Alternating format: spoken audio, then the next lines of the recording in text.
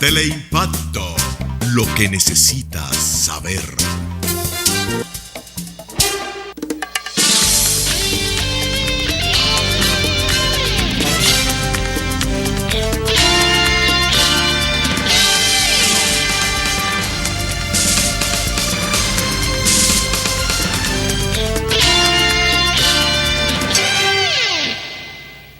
Muy buenas tardes, amables televidentes. Bienvenido a esta cita diaria, crepuscular y nocturna de Teleimpacto, que es al final de la tarde o comenzando la noche. Ponga su caridad en buenas manos. Contribuya con su caridad, que es el eje principal de la doctrina social de la Iglesia. Póngala en manos sin lucro y en manos hábiles. El Patronato contra el Cáncer de Villa González Incorporada es una institución de servicio al prójimo. ¿A quiénes? A quienes sufren de la enfermedad más terrible. Se le llama enfermedad catastrófica o se incluye como enfermedad catastrófica al cáncer. Villa González es una comunidad muy pobre. Tiene muchos casos de cáncer, como muchísimas comunidades del país. Pero allí se ha organizado un grupo de personas de cristianísima formación para asistir a los enfermos, sobre la base de las contribuciones que hagan buenos samaritanos, buenos cristianos y buenos ciudadanos y ciudadanas que quieran poner su caridad en manos hábiles y no pecaminosas. Patronato contra el Cáncer de Villa González Incorporado. 809-443-8010. Ahí está don Nicolás Guillén, que le atiende a todo, con toda información que usted requiera sobre los servicios que brinda esa institución sin fines de lucro. Patronato contra el Cáncer de Villa González Incorporado. Bueno, hay dos eventos que han sucedido prácticamente en las fronteras, diríamos en la frontera sur y la frontera norte de nuestro país. El debate que hubo anoche entre la candidata del Partido Demócrata de los Estados Unidos y el candidato republicano también de ahí de Estados Unidos. Y la verdad que uno se pone a ver los políticos de Estados Unidos hoy. Y quizá, bueno, uno no conoce los políticos que hubo en el siglo XIX y de los del XX. Bueno, los Roosevelt estuvieron ahí, Wilson, Kennedy, Nixon, Truman, Eisenhower. Y la verdad que diríamos desde Bill Clinton para atrás.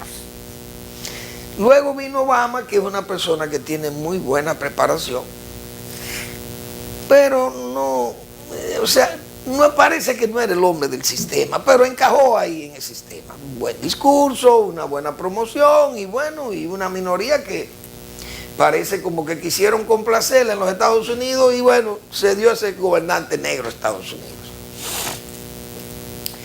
Pero de qué se han debilitado esas capacidades en los Estados Unidos, porque la verdad es que uno observa a un hombre como Donald Trump, y ese señor no debiera ser candidato a los Estados Unidos, a dirigir los Estados Unidos, porque la verdad es que él tiene una concepción de comerciante, él no tiene una visión de político, diríamos, global.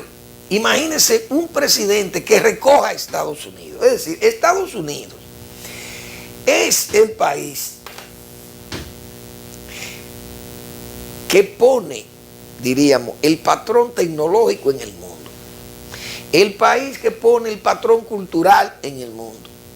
El país que tiene un idioma en el cual se escribe todo lo científico y lo tecnológico en ese idioma, en esa lengua.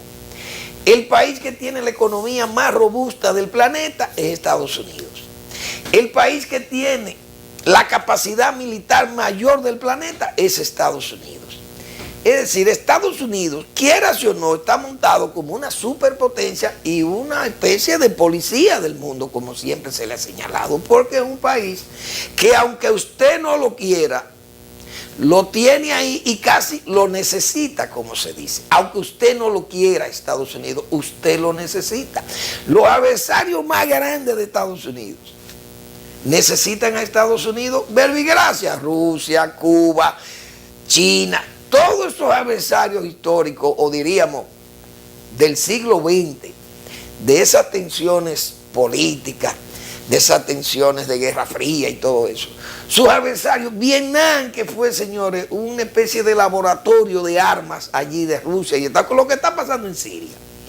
Pero aquello era la Unión Soviética, hoy es una Rusia ya achicada, o una Unión Soviética desaparecida, y quedó Rusia ahí con un zar ahora, que quiere restablecer lo que fue la Unión Soviética, pero eso ya no se puede. Incluso ya China lo dejó atrás. A esa gente, China le superó a Rusia porque China es un país abierto.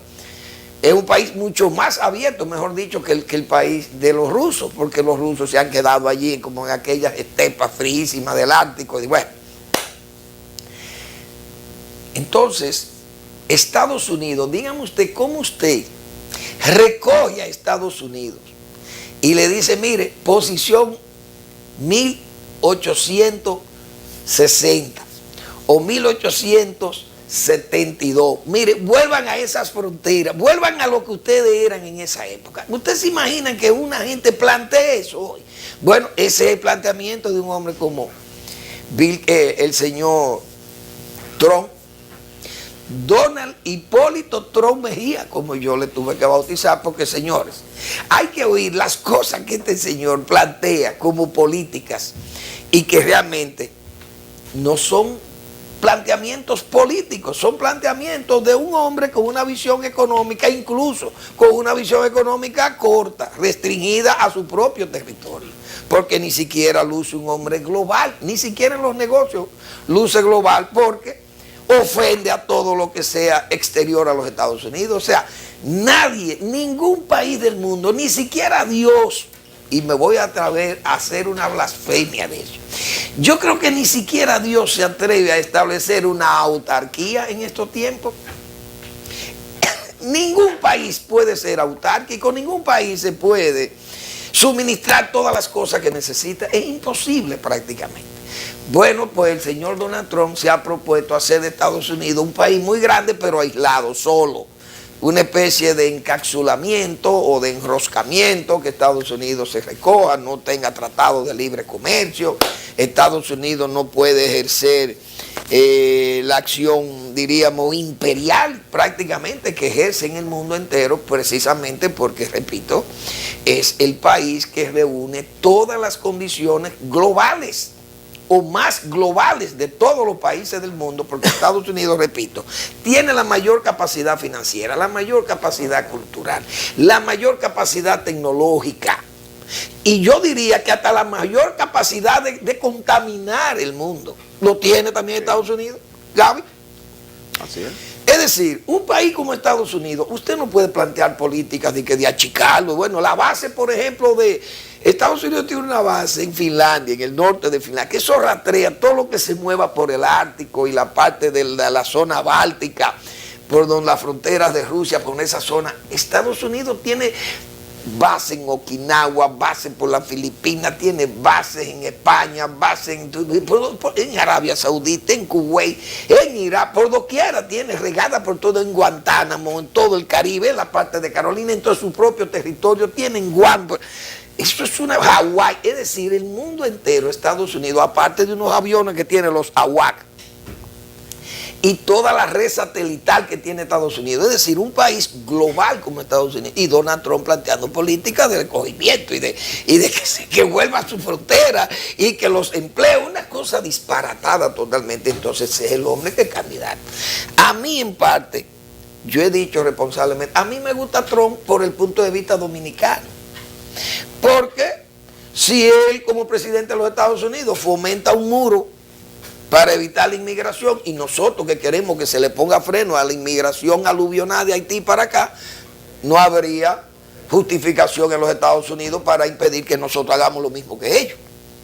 Es decir, pero Estados Unidos es un país muy hipócrita, uno lo sabe, y el cinismo está siempre presente ahí. Entonces, este hombre que no tiene juicio, digo yo, porque se vio a todas luces en ese debate de anoche, se vio claro que Hillary Clinton tiene hilaridad, que es una mujer que está entrenada políticamente, que sabe lo que tiene que, cómo anda el mundo y lo que significa Estados Unidos en el mundo. Aparte de la capacidad, la experiencia de Estado. Él tiene experiencia de Estado, pero este hombre no tiene ninguna experiencia de nada. Por ejemplo, Ronald Reagan, yo me acuerdo cuando Reagan, que Reagan es un actor de película. Sí, pero cuando Reagan vino a optar por la presidencia de los Estados Unidos, había sido 17 años gobernador de California, que es el estado más grande de los Estados Unidos. California es un estado tan grande que se considera la séptima u octava economía del mundo si se viera independientemente. Fíjese que eso es un país. Pero Ronald Reagan fue 17 años gobernador del estado de California. O sea, es un hombre que tenía experiencia de estado. Claro. No era un artista sacado de Hollywood, venga y venga. No es así tampoco. En Estados Unidos no están así. Entonces, Estados Unidos, Gerald Ford fue un hombre que vino ahí sin ser electo.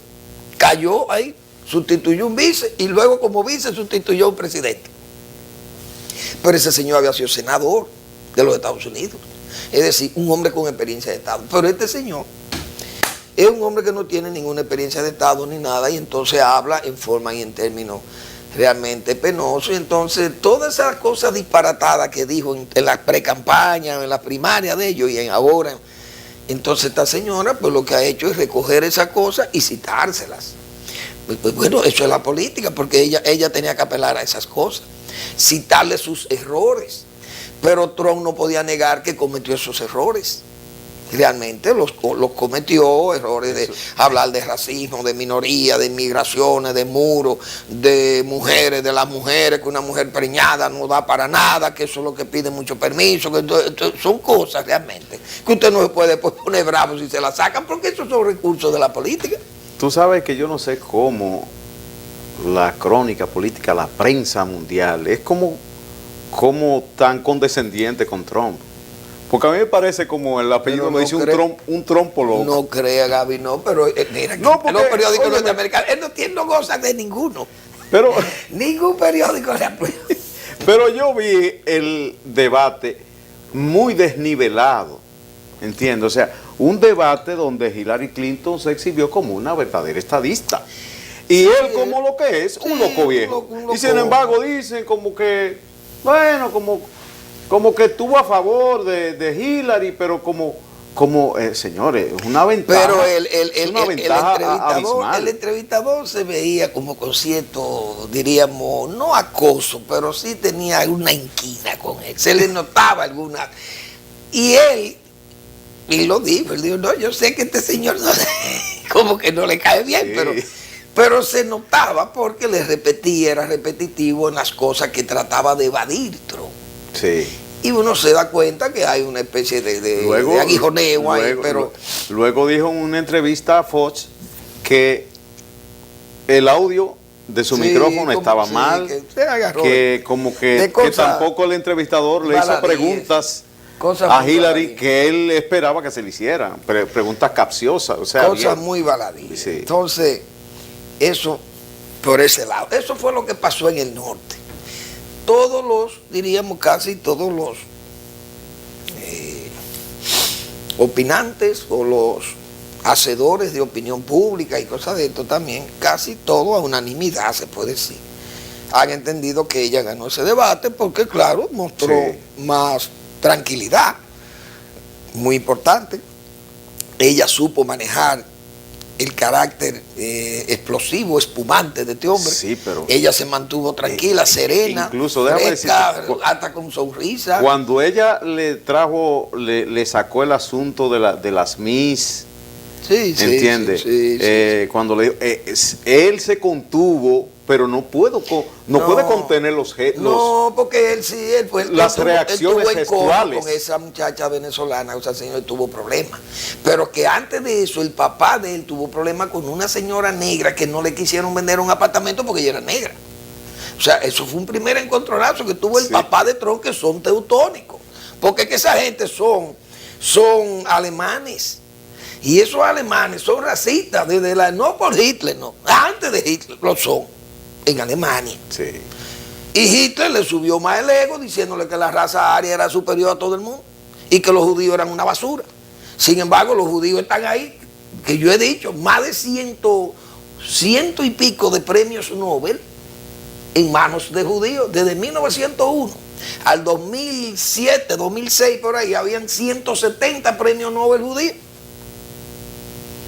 Entonces Hitler le dijo a los alemanes, mire, eso son una basura, pero se ve que no son basura.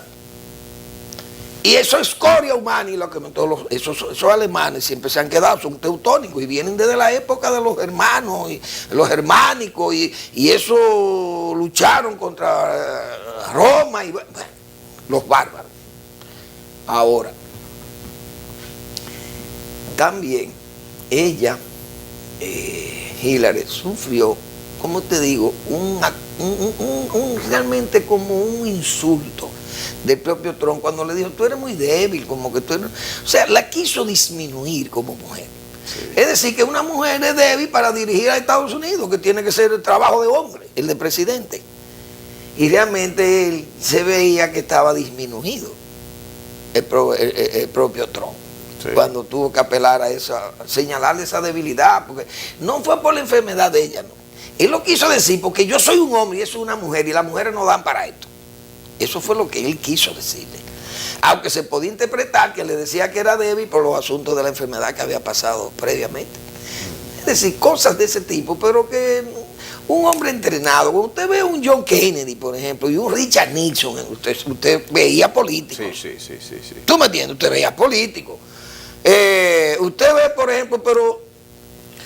Imagínese usted un Jimmy Carter, un político. Carter, sí. Usted toma a Bill Clinton, el mismo Obama, que es un tipo entrenado y bien preparado, un abogado de primera línea de Harvard. Y los Bush dentro de los Bush contienen retratos de antepasados políticos y son políticos. Sí, porque su abuelo senador, su papá presidente, un hermano presidente, el otro hermano gobernador. Ya el propio Bush, el más loco de ellos, había sido gobernador también de Texas. Con su desacierto. Sí, pero son tipos que políticos. Y en su casa han visto poder. Sí. En su casa se ha manejado el poder de los Estados Unidos. Esa es la verdad, saben lo que hay.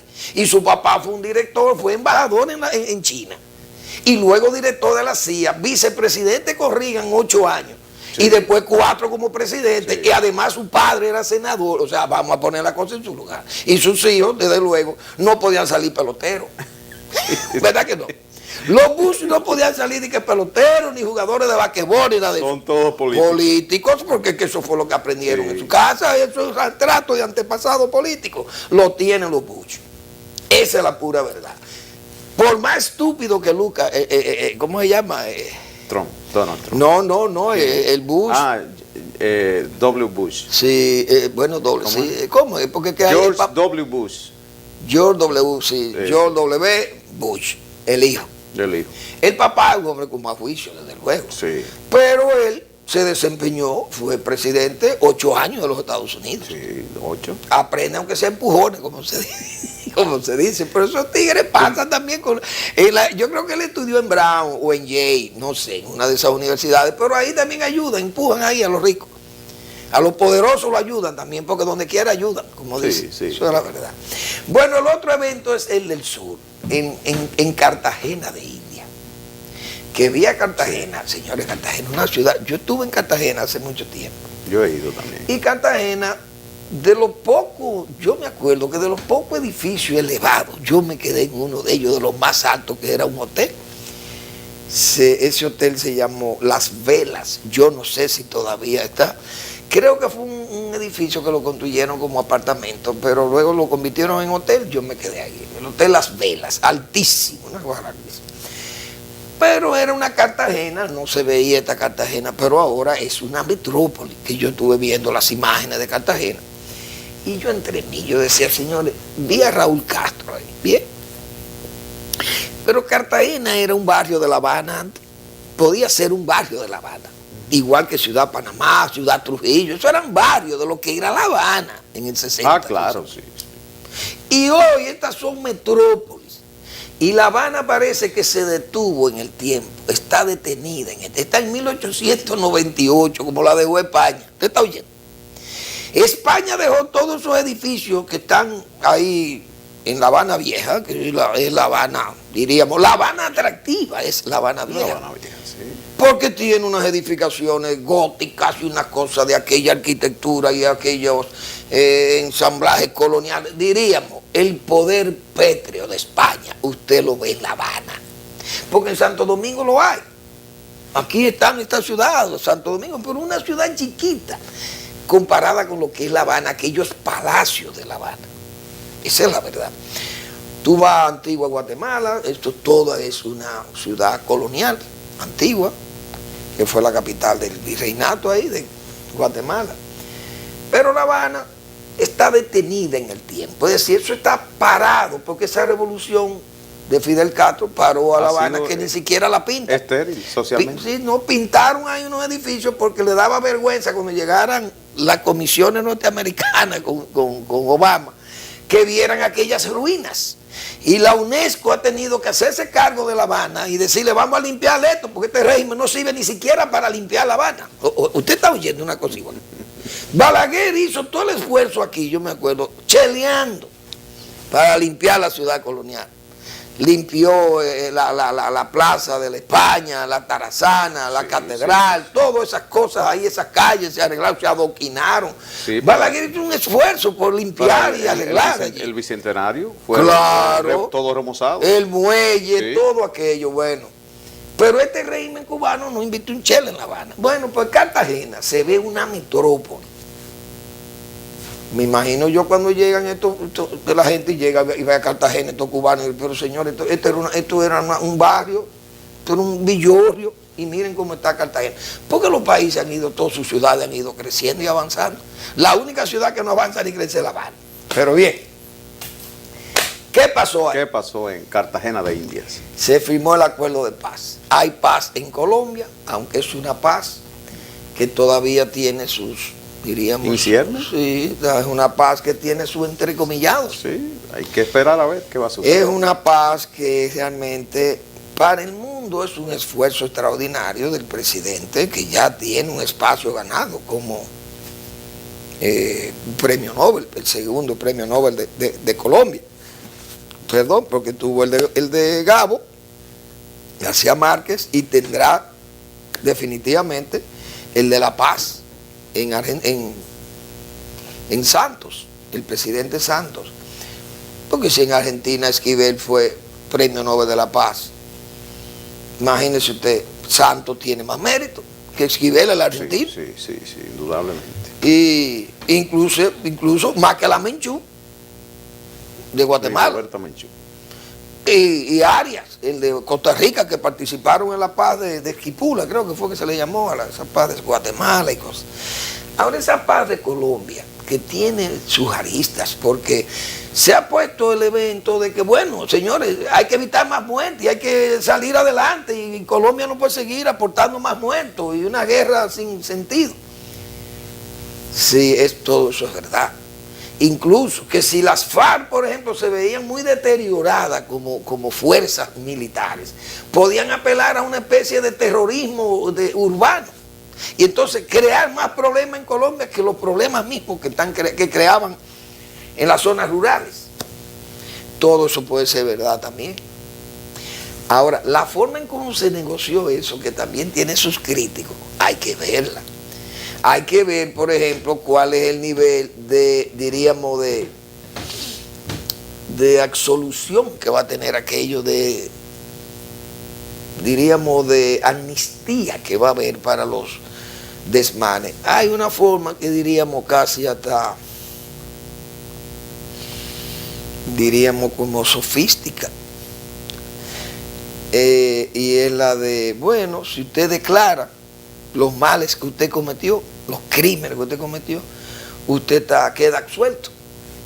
Es decir, usted confesó el crimen, usted le deja una satisfacción a la víctima o a los deudos de la víctima y usted queda libre, aunque puede quedar en unas zonas apartadas para los que no confiesen, tendrían que quedarse como conminados o ir a la justicia, pero es una justicia realmente como que va a estar condicionada por ese efecto de la paz, de firmar ese acuerdo con las garantías de que esa gente se van a convertir en partidos políticos, que le van a dar recursos igual que a los partidos políticos, que le van a garantizar 10 curules sin aportar ni un voto.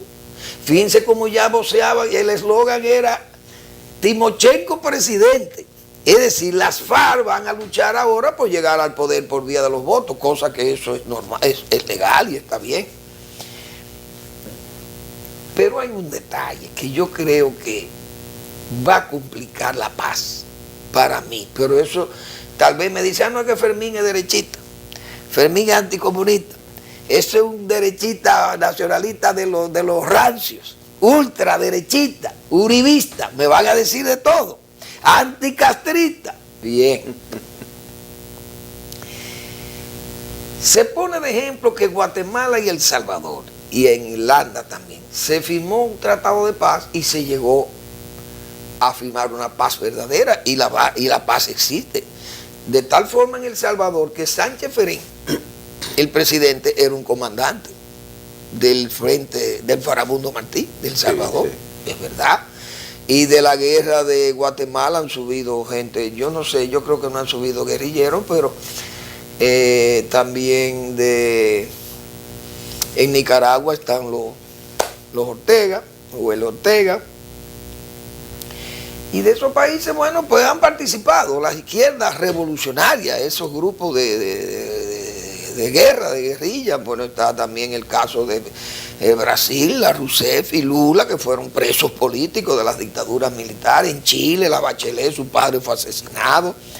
El caso de Uruguay también, Mujica y Tabaré Vázquez, hombres de izquierda, y también fueron presos políticos de los militares. Y han sido presidentes, todo eso es verdad. Pero ¿qué es lo que pasa con las FARC? Que las FARC se dedicaron no a lo ideológico, sino al gavillerismo político narcopolítico. Es decir, las FARC no es el caso de los guerrilleros de El Salvador, de Guatemala, que cambiaron ideología de guerra por ideología de paz. Eso está muy bien.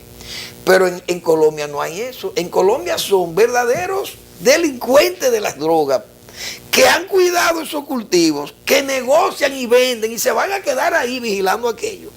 Y ese delincuente hay que derrotarlo con tiro o derrotarlo con acoso que llegue hasta fulminarse, a quitarse del medio. Porque fíjate una cosa, por ejemplo en Estados Unidos, el delincuente común fue borrado, pero borrado por la ley. El caso, por ejemplo, de Capone, de Lucky Luciano, Paul Castellano, Gigante, John Gotti, todo ese tipo de mafiosos en los Estados Unidos fueron realmente, Lenski, fueron exterminados, arrasados por la ley. Porque eran delincuentes comunes. Entonces, ya en las FARC hay gente que se dedicó a ser delincuente común. Ese es un caso que incluso se van a traspasar al M-19 que está activo. Mucha de esa gente va a pasar ahí, porque ellos no van a entregar esas armas tan fácilmente tampoco. Fíjense como los etarras, por ejemplo, no han entregado sus armas totalmente en España. Se enfriaron, bueno, no vamos a pelear más, eso ideológicamente se retiraron, pero no han entregado las armas. Por tanto, no hay una paz firmada en España. De hecho, diríamos, hay una paz, pero de derecho no hay una paz con los etarras en España. O sea, la amenaza está latente. Claro. No vamos a decir que recrudecida, no viva, pero está ahí. Sí, sí, porque ellos van a quedan no también en una posición de guerra, porque también ya se debilitan. Pues no, ya no digo con relación a los etarras. Ahora, en cuanto a lo que tú dices, los etarras, sí, claro. Yo pienso que suscribo tu comentario en el sentido de que es una cultura ya que le Ya corre por las tiene- venas. ya, O sea, claro, además de la esa gente cultura está bélica, envenenada con el dinero. además de la cultura bélica está la prostitución de la ideología, porque Sí, son gente, es sí. gente que pasó y eso se ha visto.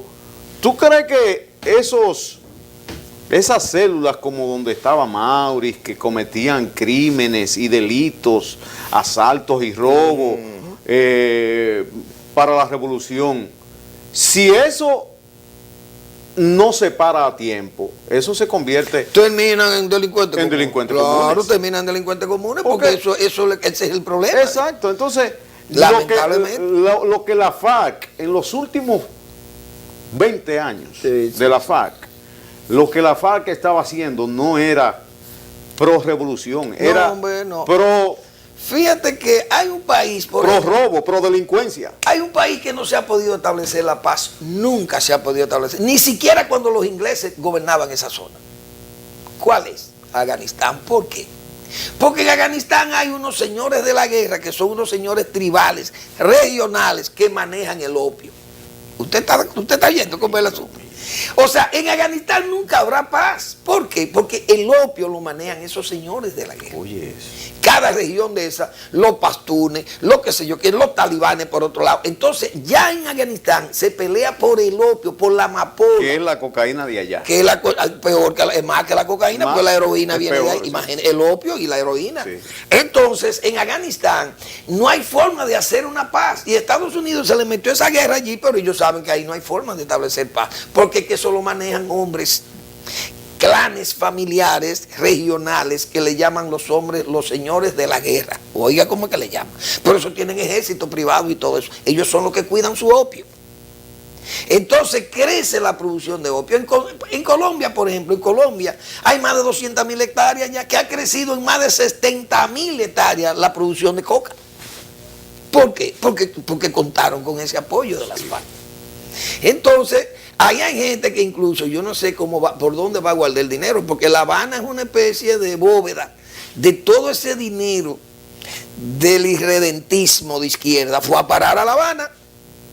En La Habana incluso todos los comandantes de América Latina, todos los comandantes que caían heridos, no lo curaban, bueno, cuando eran heridas graves, a los líderes los sacaban de la selva y lo llevaban a La Habana a curarlo en el Almejera o en qué sé yo, unos hospitales que hay en Cuba ahí, que son hospitales de primera que tiene el régimen, que lo utilizaba para eso también, o sea, para darle servicio a gente clave de la insurgencia de la izquierda en La Habana.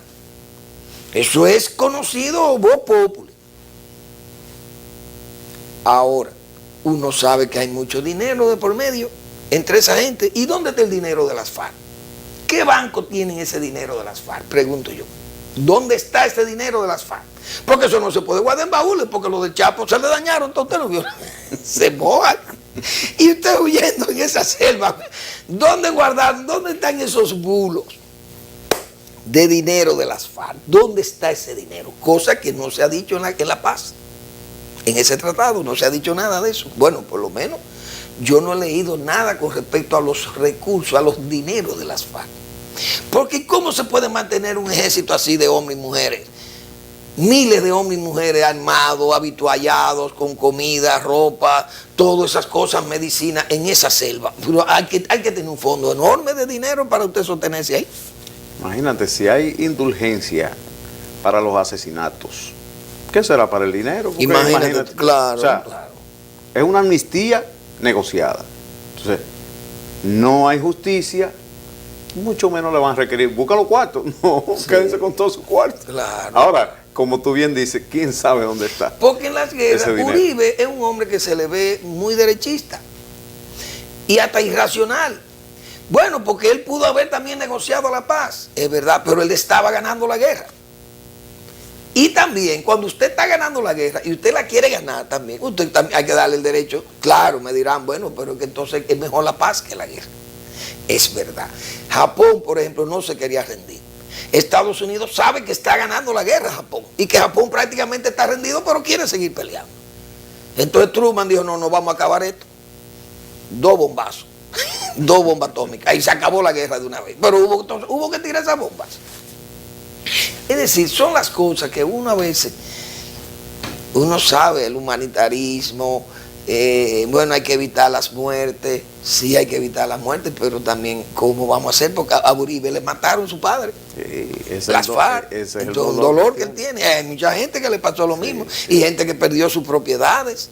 Sí, sí. Que fueron prácticamente ocupadas por las FARC. Bueno, entonces en esa indulgencia que hay para las FARC y esa justicia tan, diríamos, tan suave o tan pseudo justicia que se va a hacer con ese caso, mantienen una situación realmente de incertidumbre en Colombia. Vamos a ver, las encuestas dicen que el sí ganaría, es decir, el pueblo colombiano quiere la paz, bueno, pues tiene la oportunidad de votar. La pregunta dicen que es sesgada, la pregunta sobre cómo votar por el sí, porque se necesita la paz, se necesita la tranquilidad, que Colombia necesita crecer y que sus hijos, bueno, es una pregunta condicionada, pero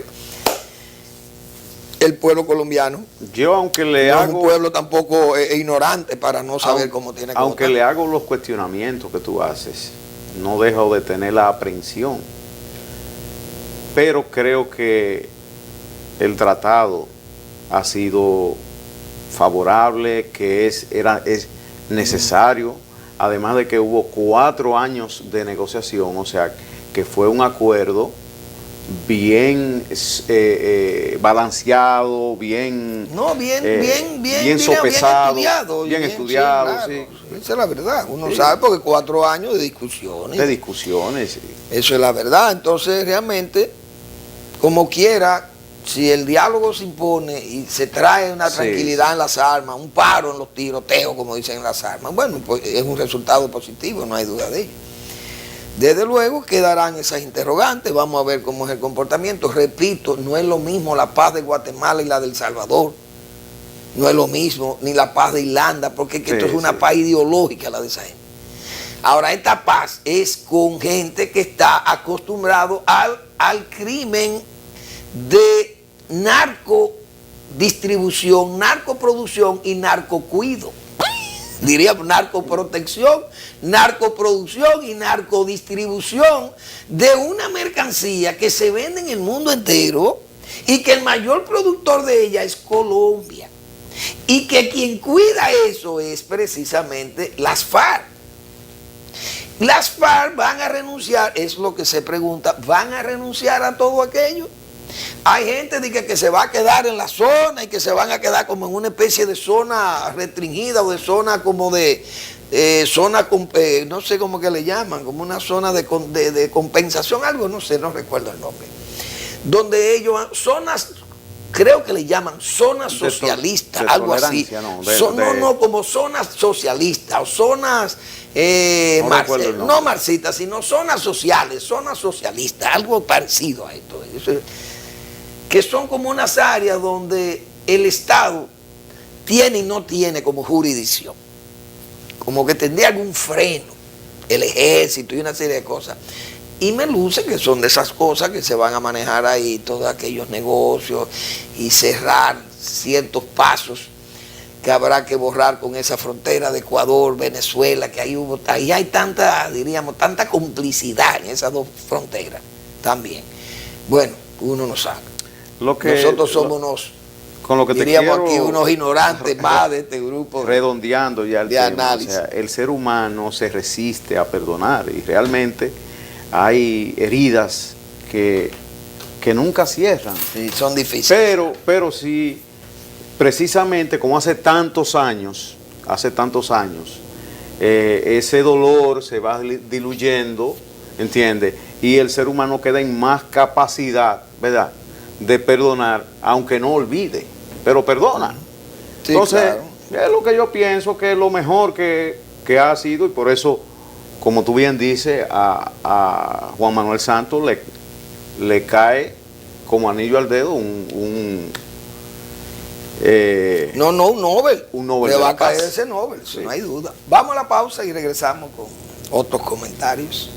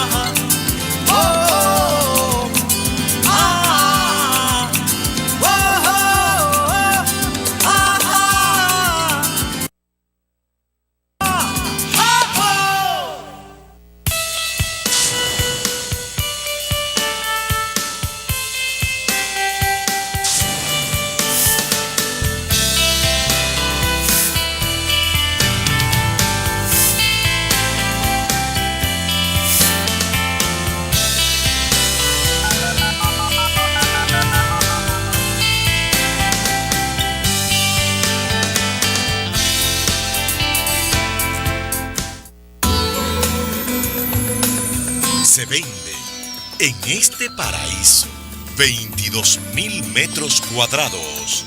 Puerto Escondido, Samaná. A solo 100 metros de la playa y a 5 minutos del pueblo de Samaná.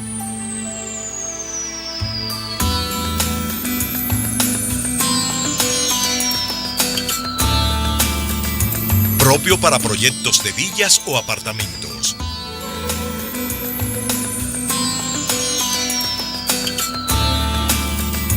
Para más información, llamar al 809-531-7400 o al 829-346-0342.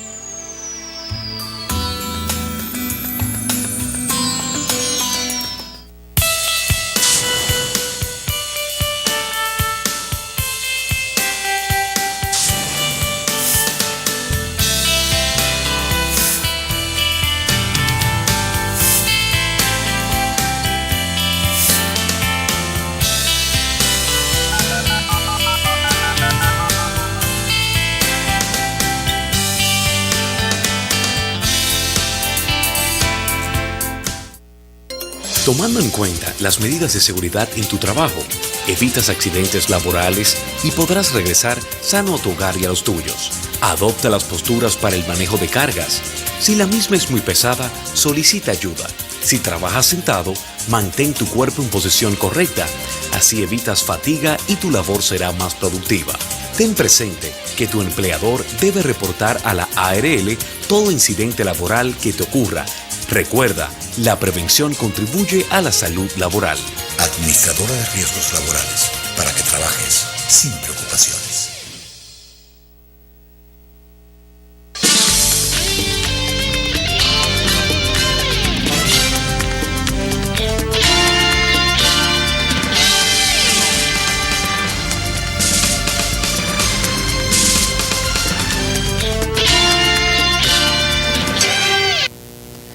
Bueno, señores, parece que el gobierno o el presidente Medina está sufriendo una metamorfosis. Yo creo que el gobierno ha ido a una metamorfosis. Se ha metamorfoseado, si cabe el término. ¿Cómo así? El presidente Medina, uno sabe que metió o sometió 10 decretos con 10 comisiones para mandar la transparencia en su gobierno.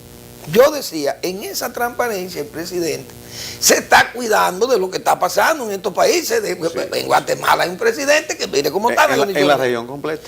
Claro, es de Guatemala, fue realmente una operación mafiosa, que eso aquí no se ha visto. Aquí no se ha visto eso. Aquí los gobiernos más corruptos, yo creo que ni en el de Uliceró se vio ese asunto. No. O sea, Uliceró le podía dar la aduana a un amigo, mire, come, vaya, compadre, come, cójase le estoy pagando. Porque el hombre no le pagaba, pagaba con naturaleza. Como dice, mire, coja la aduana de Puerto Plata y cóbrese lo que usted me prestó. A don Cosme Valle, por ejemplo, bueno, ok. Ahora, en tiempos de Trujillo para acá y con Trujillo, no se había visto una cosa igual. No se ha visto eso aquí. Como pasó en Guatemala, que el presidente es el jefe de la operación de coger la aduana para hacer negocio, una cosa, o sea, para afectar el país. Eso no se había visto. Es un caso sumamente grave. Pero en Costa Rica hay 2 expresidentes que estuvieron presos. Rodríguez y el otro, no recuerdo. En El Salvador, Funes tuvo que salir huyendo para Nicaragua. Martinelli se lo están pidiendo de Panamá. Sí. La operación Lavallato y la operación del Congreso, que ahora no recuerdo, como el Mensalao, en Brasil, eso tiene a Brasil manos arriba, toda la dirigencia política de Brasil, principalmente la petista, la del PT, está manos arriba en Brasil, con sus principales cuadros presos y Lula con un pie en la cárcel, y Rousseff destituida. Es decir, hay una situación que cualquiera se cura en salud. Bueno, pues el presidente dice, no, vamos a la transparencia. Y todo aquí, y el que pestañea pierde, como se dice. Entonces, bueno, pues yo no voy a dejar de pestañear, no voy a pestañear, diría el presidente. Y bueno, ahí está la comisión, una comisión más para aquello, transparencia, control del presupuesto.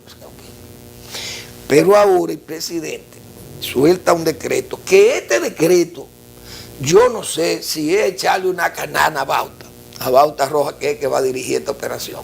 Pero esta es una operación que yo creo que el presidente va a crear una revolución, diríamos, si él anda buscando una revolución, va a crear una contrarrevolución, pienso yo. Porque Poder Ejecutivo crea comisión para evaluar terrenos a nombre de Ingenio Azucarero. Visto así ese título, está muy bien, un catastro del CEA.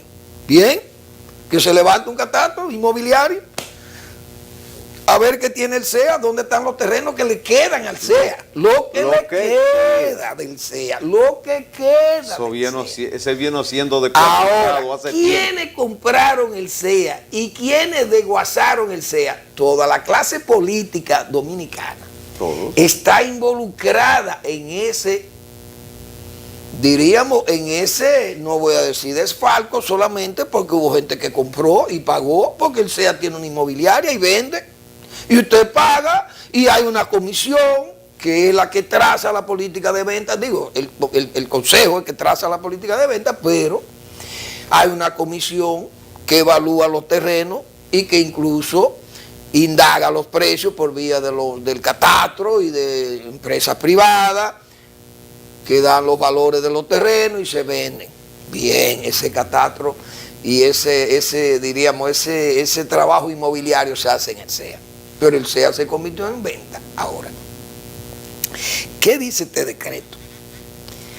Dice el decreto que crea esa comisión, el 268-16, se crea la Comisión Evaluadora de los Terrenos registrados a nombre de los ingenios azucareros del Consejo Estatal del Azúcar, cuyo informe a ser presentado en un año deberá contener información relativa al uso de estos y de si están destinados a la explotación azucarera u otra actividad agrícola, agroindustrial o ganadera. Ya el CEA tiene poca tierra en uso, tiene ganadera, las agrícolas le queda el ingenio, bueno, en Montellano, quedan las tierras ahí, están la tierra de Barahona, está arrendado, la tierra del ingenio Porvenir, que parte la tiene el ingenio, 400.000 que se le arrendaron a los Vicini, se le arrendó también al Coles Fino, una compañía del el que es senador, ¿cómo se llama? Frappier. Jacín Frappier, porque aquí todo el mundo tiene del CEA. Entonces, ¿qué pasa? La clase política tiene el CEA o del CEA. Y esto va a revolucionar. Asimismo, la evaluación deberá tener información sobre las operaciones inmobiliarias realizadas con los terrenos y sus beneficios, incluso de las asignaciones, cesiones en usufructo, permutas, donaciones o ventas con saldo pendiente o no, ocupado por personas físicas o jurídicas, con o sin título para ello, así como la modalidad o condición de que se han realizado cada una de las operaciones. La disposición del Poder Ejecutivo contiene 12 artículos. La comisión la conformarán el ministro sin cartera Bautista Rojas Gómez, quien la presidirá, el director ejecutivo del CEA, el director general del Catastro Nacional, el Contralor General de la República y el director de la Comisión Permanente de Titulación de Terreno del Estado. El artículo 5 de la disposición del Poder Ejecutivo establece un plazo de 1 año, contado a partir de la publicación del decreto para el inventario inmobiliario dispuesto. En tanto que el artículo 6 dice que a partir de la fecha de publicación de la disposición quedan prohibidas todas las operaciones inmobiliarias de asignación, cesión en usufructo, permuta, donación o venta o cualquier otra operación inmobiliaria a favor de personas físicas o jurídicas de terreno propiedad del Consejo Estatal del Azúcar, salvo que la misma cuente con una autorización expresa previa del Poder Ejecutivo. El artículo 7 establece que la Dirección General de Ordenamiento y Desarrollo Territorial determinará la clasificación del uso del suelo de los terrenos registrados a nombre de los ingenios en un plazo de 6 meses a partir de la publicación del decreto. Mientras que el artículo 9 dispone que en un plazo de 1 año la Dirección Ejecutiva de la Comisión Permanente deberá presentar al Poder Ejecutivo un inventario actualizado de los terrenos propiedad de los ingenios azucareros del CEA que carezcan de vocación vinculada a la producción de caña de azúcar para ser destinado y transferido a otras instituciones del Estado que puedan hacer un mejor aprovechamiento de las propiedades. Yo creo ese decreto sano y bueno, excelente, pero decreta prácticamente el cierre del CEA. El CEA vive de esas operaciones inmobiliarias, pues ya el CEA solo opera el ingenio en administración, diríamos, secuestraria. Maneja el ingenio Porvenir, que ya había sido arrendado a un español, que entonces un tribunal de San Pedro de Macorís se lo transfirió al CEA de nuevo en administración secuestraria, creo que le llaman a eso así.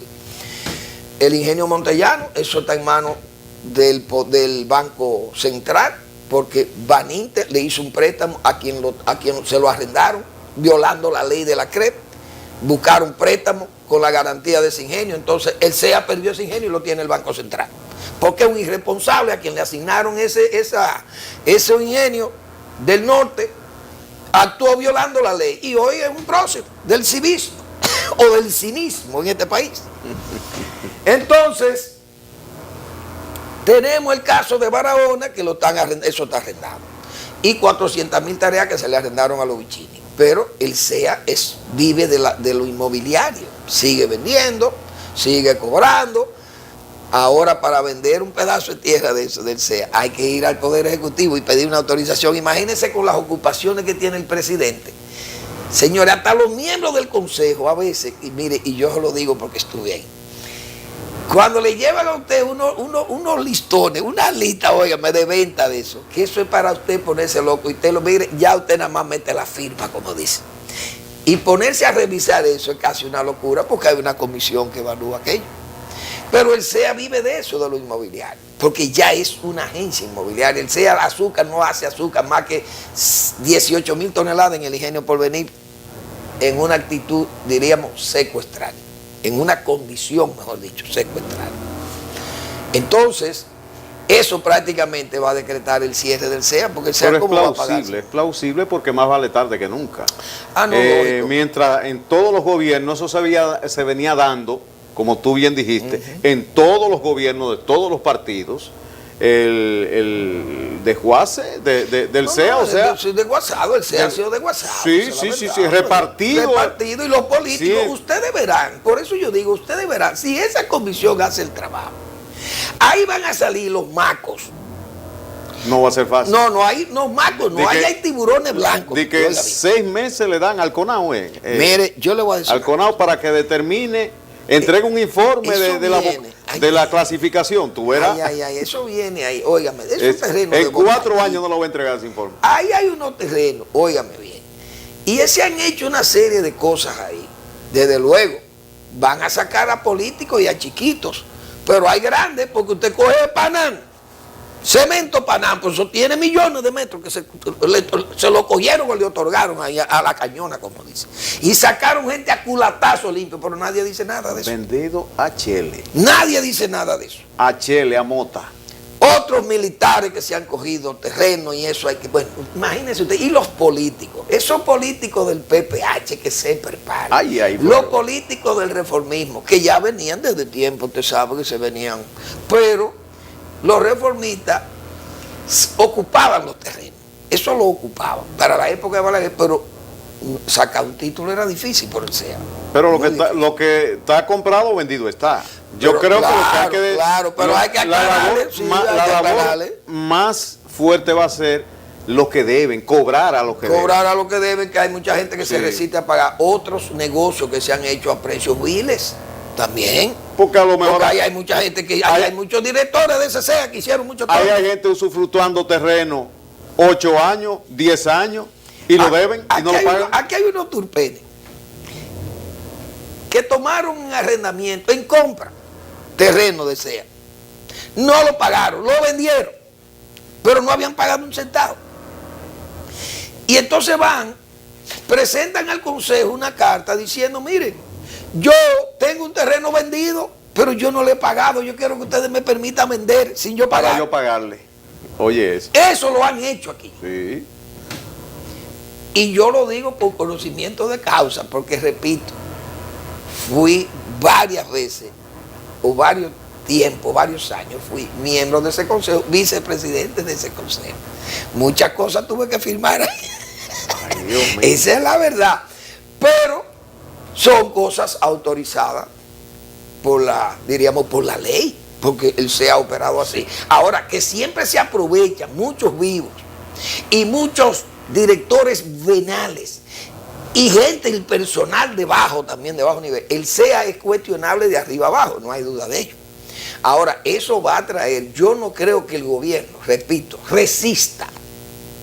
Yo no creo que el gobierno, ahora vamos a ver, porque será una prueba realmente, una prueba dura para el presidente y para el gobierno, para su gobierno.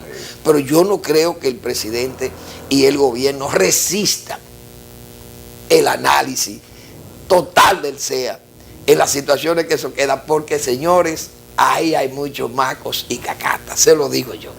Ahí hay unas clases políticas involucradas que vienen, esos PPH, esos se repartieron medio SEA. No resiste Todos se repartieron medio SEA. un escaneo. En el PLD ahí hay unos turpenes, miren señores, y yo me imagino por qué el presidente está tomando esa disposición, cosa que yo tengo que reservarme, pero yo sé que muchos amigos del presidente están involucrados en cosas que él sabe, que se han agenciado miles de tareas de ese terreno del SEA y que el presidente es consciente de eso, y creo que el presidente de muy buena fe está actuando a ver quién es quién en estos asuntos del SEA, Pero porque yo creo que eso es bueno que pase. Mandó a tumbar la piñata. La mandó a tumbar. Ahora vamos a ver Túmbamela. si se resiste el análisis, vamos a ver si es verdad que, si es verdad que el gas morado pela. Bueno. Vamos a ver esto, porque ese es un caso interesante. Ahora yo sé que Bauta termina o abandonando esa comisión, óigame bien, o convirtiéndose en un prócer realmente de la República. O enemigo, o con muchos enemigos. No, o lo mata. Señores, gracias por preferirnos y nos vemos mañana en otra entrega de Al Final de la Tarde o comenzando la noche.